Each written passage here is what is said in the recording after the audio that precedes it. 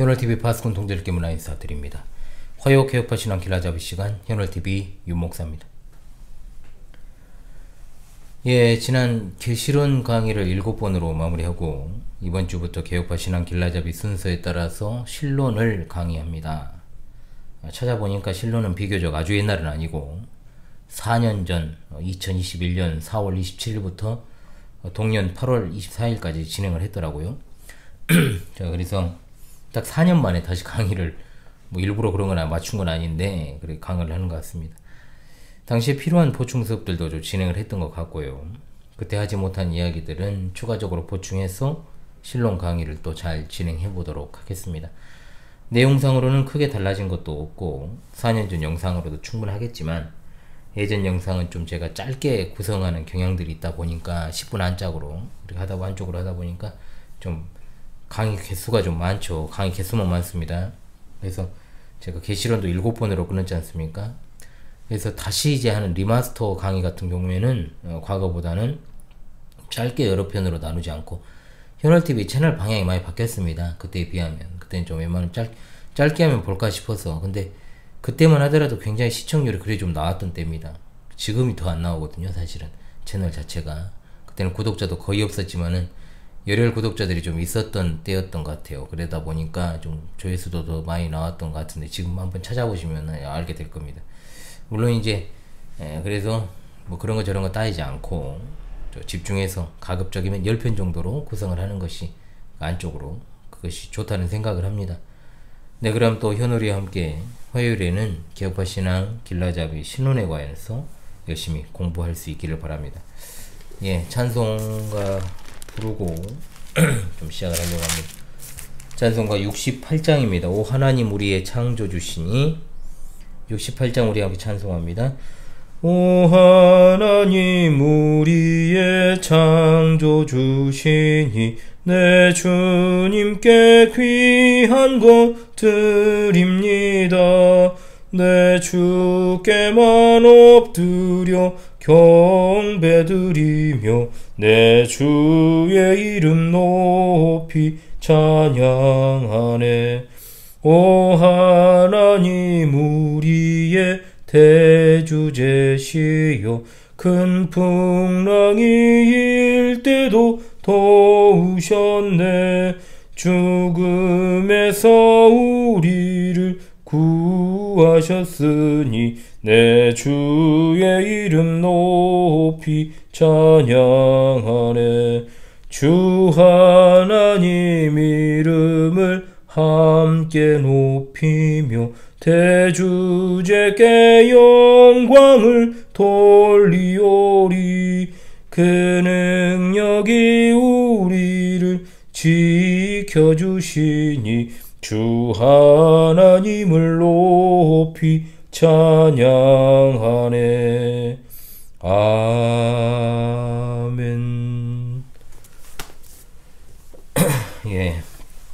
자, 우리 기독교 조직신학 체계에서 서론, 지난 리마스터부터 이제 계시론으로 명명을 했지만 이 말 그대로 가장 기초가 되며 근본이 되는 계시와 성경에 관한 것을 다루는 것이 바로 서론 또는 계시론이라고 했죠.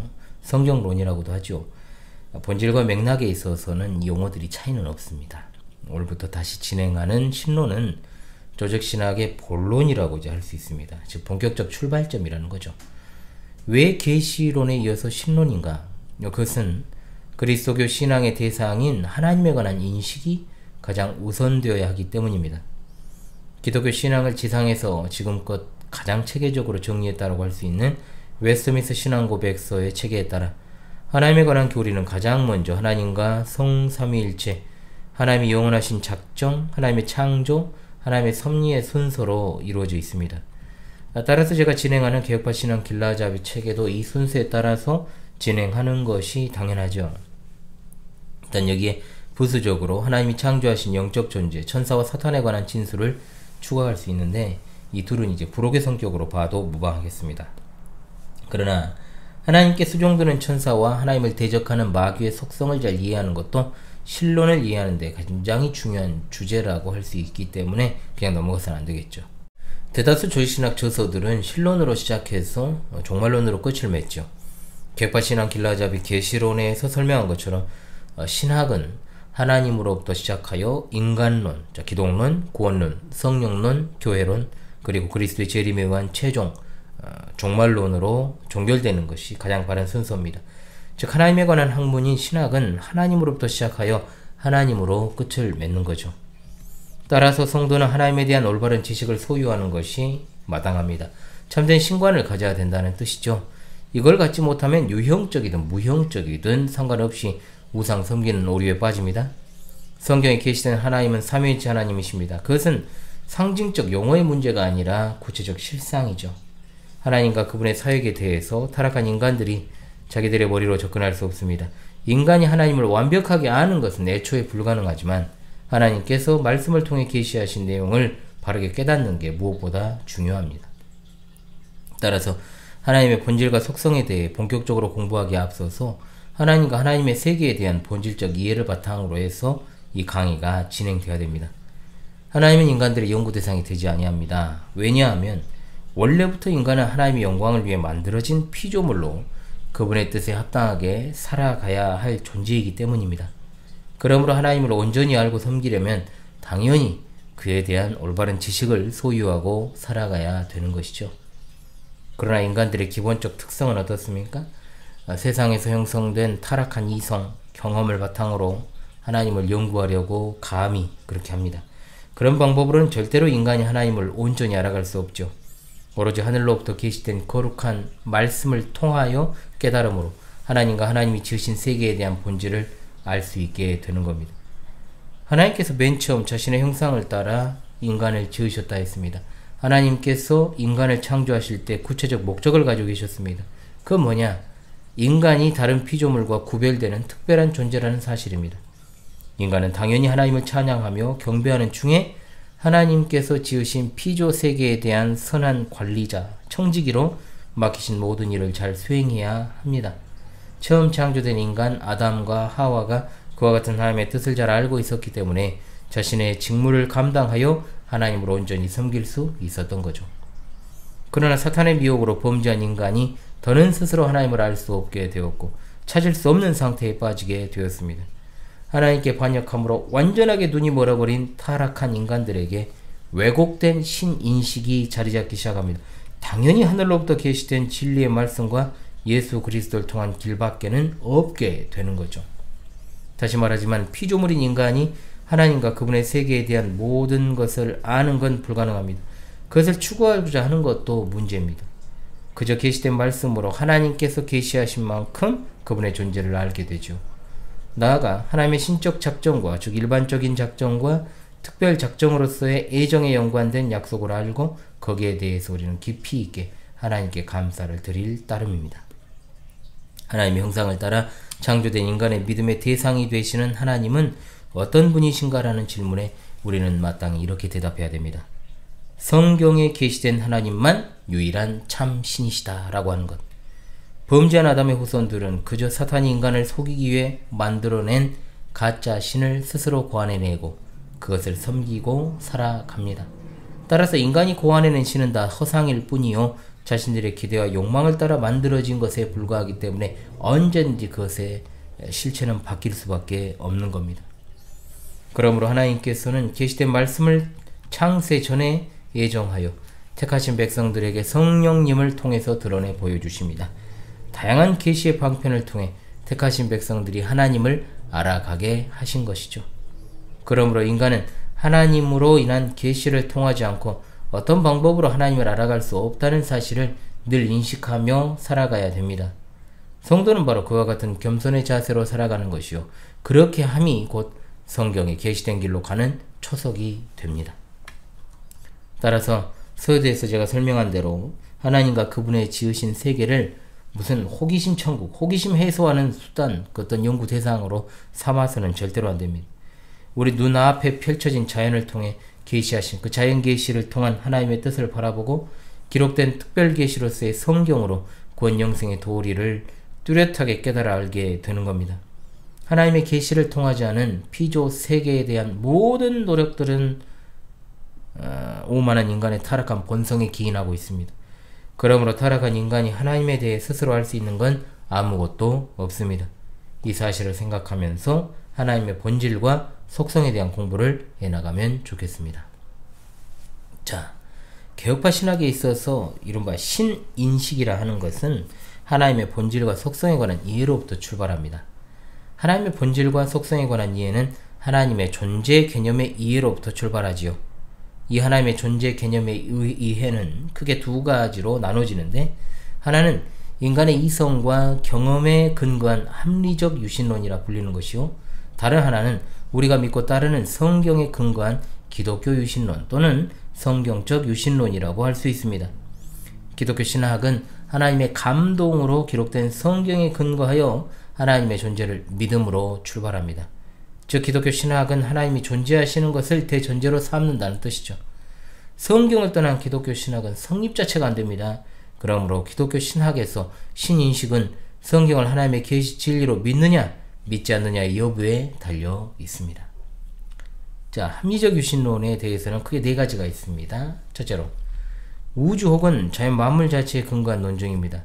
세상 만물은 모두 원인의 결과이고 어떤 결과가 존재하면 원인도 존재한다. 우주의 제일 원인을 하나님이라고 한다면 그 원인이 되는 하나님도 존재한다는 것이다. 이것을 우주론적 논증이라고 이제 부르죠. 그리고 두 번째, 우주 혹은 자연 만물의 목적성에 근거한 논증입니다. 모든 설계된 작품들, 건축물이나 정교한 시계 등 다 설계자의 존재를 증거한다는 거죠. 우주는 인위적 작품보다 탁월하고 놀랍고 온 우주의 질서 구조는 그것을 만드신 즉 하나님의 존재를 증거한다는 겁니다. 이걸 갖다 이제 목적론적 논증이라고 그러죠. 셋째로, 하나님의 개념에 근거한 논증입니다. 사람이 가진 하나님에 대한 개념은 완전하다는 거죠. 그러나 자연 만물과 그 속에 있는 인간은 불완전합니다. 완전하다는 것은 존재하다는 것을 포함하니까 하나님은 존재한다 주장하는 것이죠. 이를 갖다가 이제 본체론 또는 실체론적 논증이라고 부릅니다. 그리고 네 번째, 도덕론적 논증이 있습니다. 사람의 양심, 도덕적 분별력에 근거한 논증. 사람 속에 양심, 곧 도덕적 분별력이 있는데 그것을 주신 도덕적 하나님의 존재를 증거합니다. 이른바 흥부와 놀부이와의 같은 권선징악적 주제는 도덕적인 하나님의 존재를 증거한다라고 보는 거죠. 자, 이처럼 하나님의 존재하신다는 사실에 대한 합리적 유신론들은 보편적인 세상에서는 일견 유익할지 모릅니다. 그러나 이 네 가지 논증으로는 구원에 이를 수 없습니다. 이런 주장은 그저 신의 존재 가능성을 추론하는 것일 뿐 신의 존재를 입증하거나 확신하지는 못합니다. 또 하나님이 어떤 분이시며 어떤 일을 하시는지 알 수도 없고 알 필요도 없는 거죠.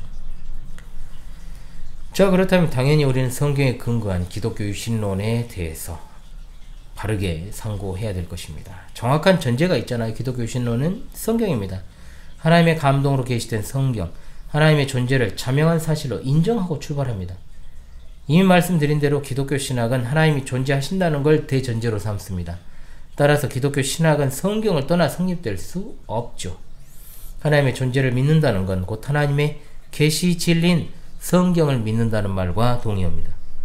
성경의 첫 번째 책 창세기는 태초에 하나님이 천지를 창조하시니라는 말씀으로 출발합니다. 이 말씀은 기본적으로 하나님의 존재하심을 증거하고 하나님의 우주 만물의 창조자이심을 가르칩니다. 간단한 원리로 이해할 수 있죠. 사람들 앞에서 현재 말하는 자는 자기 존재를 증거하지 않습니다.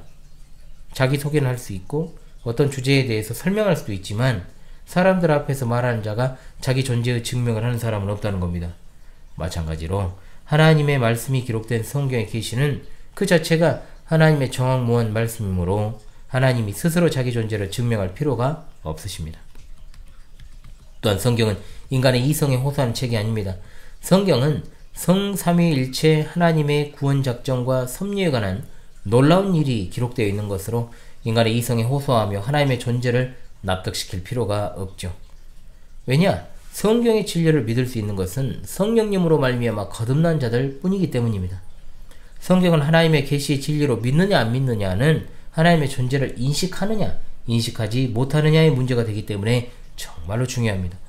앞을 보지 못하는 사람에게는 그 앞에 장애물이 있음을 말해줘야 하지만 눈을 뜨고 있는 사람에게는 장애물이 있고 없고를 설명할 이유가 없는 것은 당연하지 않습니까? 웨스트민스터 신앙고백서 2장 1항은 하나님이 어떤 분이신지에 대해서 성경에 계시된 그대로 잘 정의해 놓았습니다. 자, 한번 소개합니다. 살아계시고 참되신 하나님은 오직 한 분만이 계신다. 그는 존재와 완전성에 있어서 무한하시고 가장 순결한 영이시다. 우리가 볼 수 없고 몸과 지체가 없으시며 정욕들도 없으시며 불변하시고 광대하시며 영원하시고 완전히 이해될 수 없으시며 전능하시고 지극히 지혜로우시며 지극히 거룩하시고 지극히 자유로우시며 지극히 절대적이시고 자기 자신의 영광을 위하여 그 자신의 불변하고 지극히 의로운 뜻의 계획을 따라 모든 일을 행하시며 지극히 사랑하시고 은혜로우시며 자비로우시고 오래 참으시며 선하심과 진리에 풍성하시고 부정과 이방과 죄를 용서하시며 부지런히 자기를 찾는 자들에게 상 주시는 이시고 또 게다가 그의 판단들에서 지극히 공의로우시고 무서우시며 모든 죄들을 미워하시고 또 형벌받을 자들의 벌을 결단코 면제하지 않으시는 이시다 라고 옳게 고백적 정의를 내립니다. 하나님의 본질적 속성은 하나님의 완전성입니다. 하나님의 존재하심과 그 고유한 성질은 무한한 영이시죠. 하나님의 영은 볼 수 없는 전체이고 오직 하나이십니다. 물질이 아니고 인간성과도 다른 성질입니다. 인간의 영혼은 하나의 영으로 육체와 결합되어 있는 경우와 분리된 경우가 있습니다. 육신과 결합된 경우는 오염된 상태에 있습니다. 그러나 하나님의 영은 거룩하고 혼합이나 분열이 없는 하나님의 편재적 영이십니다. 하나님은 측량할 수 없는 분이십니다. 알 수 없는 하나님이 아닌 알 수 있는 하나님이신 것은 하나님이 스스로 인간에게 계시하여 주신 범위 안에서만 하나님을 알 수 있기 때문에 그렇습니다. 전체적인 면모는 충분히 당연하게 알 수 없습니다. 알 길이 없어요. 우리의 하나님에 대한 지식은 부분적이고 하나님께서 알게 해주신 만큼 아는 것이고, 그러나 불가지론자들이 있죠. 인간이 언제나 어디에서든지 하나님을 받아들일 수 없고 하나님도 인간과 마찬가지로 인간을 알 수 없다라고 주장합니다. 합리론자들은 하나님처럼 인간도 하나님을 알 수 있다라고 주장을 해요. 그러나 그것은 어리석은 자들의 주장일 뿐, 불가지론은 하나님의 지식의 무한성을 부정하는 것이요, 합리론자들은 그 존재의 무한성을 부정하는 자들이기 때문에 타락한 인간의 신인식을 그대로 보여주고 있습니다. 결론입니다. 하나님의 존재를 인간 이성에서 나온 논중으로 증명할 길은 없습니다. 앞을 보지 못하는 맹인이 아무리 앞에 놓인 사물을 더듬어도 그 실체를 아는 것은 불가능합니다. 성령님으로 말미암아 거듭난 사람은 논증이 필요하지 않습니다. 그 안에 내주하시는 성령님으로 인해 하나님의 존재를 인식하기 때문이죠. 따라서 하나님의 존재조차 인정하지 못하는 무신론은 얼마나 어리석은 것입니까? 시편 14편 1절에 어리석은 자는 그 마음에 이르기를 하나님이 없다 하도다 라고 했습니다. 무신론은 어리석을 뿐만 아니라 또한 하나님 앞에서 그 자체로 큰 죄악이죠. 살아계신 창조주이시자 구원주이신 하나님을 부정하는 것은 죄악이요, 하나님의 존재를 부정하는 것은 모든 죄악의 뿌리이기도 합니다. 그래서 시편 14편은 하나님이 없다고 말하는 자들은 부패하고 가증하며 선을 행하는 자가 없다 말합니다. 하나님을 부정하는 자들을 하나님은 그냥 내버려 두시고 합당치 못한 일을 하게 하십니다. 로마서 1장 28절의 말씀, 또한 그들이 마음에 하나님 두기를 싫어하며 하나님께서 그들을 그 상실한 마음대로 내버려 두사 합당하지 못한 일을 하게 하셨으니 라고 하였습니다. 네, 여러분, 금주부터 시작된 개혁파 신앙 길라잡이 신론 첫 번째 수업을 마치도록 하겠습니다. 가급적 과거 강의에 보충이 필요한 내용들을 넣어서 그렇게 진행하는 방식을 좀 취하도록 하겠습니다. 같은 신앙 고백 안에 있는 우리 사랑하는 파수꾼 동지 여러분, 다음 주에 같은 주제로 여전히 여러분들을 찾아뵙도록 하겠습니다. 예, 다음 주 벌써 이제 5월이네요. 5월에 이 정말 맑고 푸른 5월은 푸르구나 노래가 생각나는 5월에 여러분들 또 찾아뵙도록 하겠습니다. 여러분 감사합니다.